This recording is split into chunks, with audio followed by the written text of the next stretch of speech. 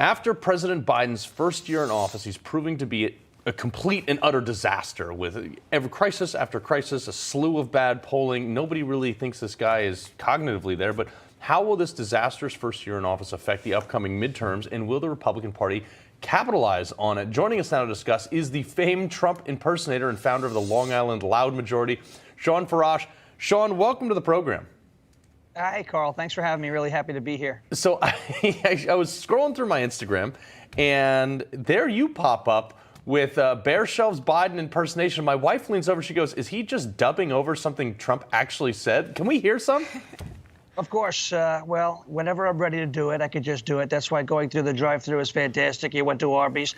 They were out of horsey sauce. What's happening in our country is a disgrace. You know, nobody's got anything. The shelves are disgusting. They're bare. And quite frankly, we have to fix it, okay?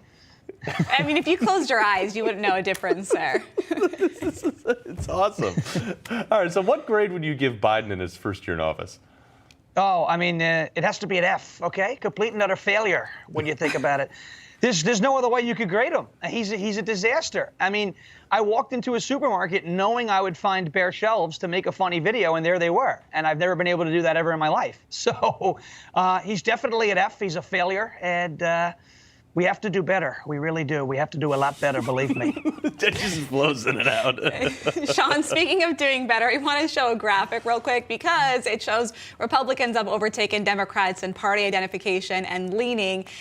Do you think this is a sign for the resurgence of the Republican Party?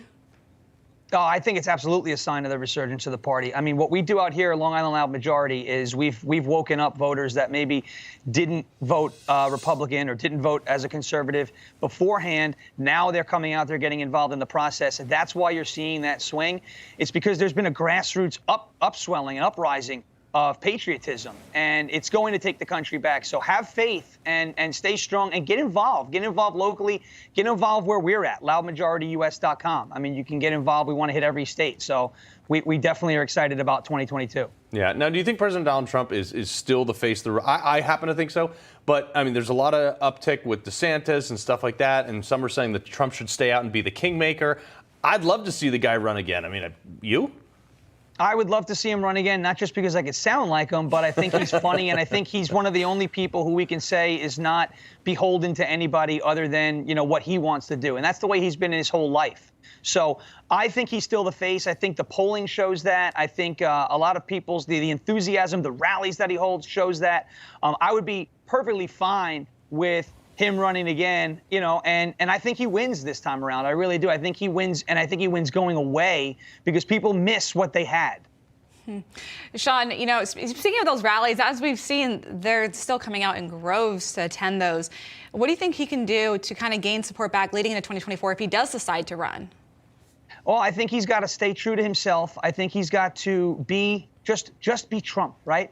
Be the guy who is not afraid to say anything. Okay, maybe he says something and you go, whoa, what the heck did he just say, right? But, you know, you have to be bold these days because we're sick and tired of people just kind of coming out, giving us coach speak, telling us nothing, right? We want the guy who's going to come out there and call Nancy Pelosi a disgrace. I mean, we think that's funny. I've always wanted to say that. So I like when that type of thing happens. Yeah. All right, Shawn, if you had to do his best announcement speech for a 2024 campaign, you got about 20 seconds left. What do you say? Well, I think you're going to be very happy. I think it's going to be a great thing.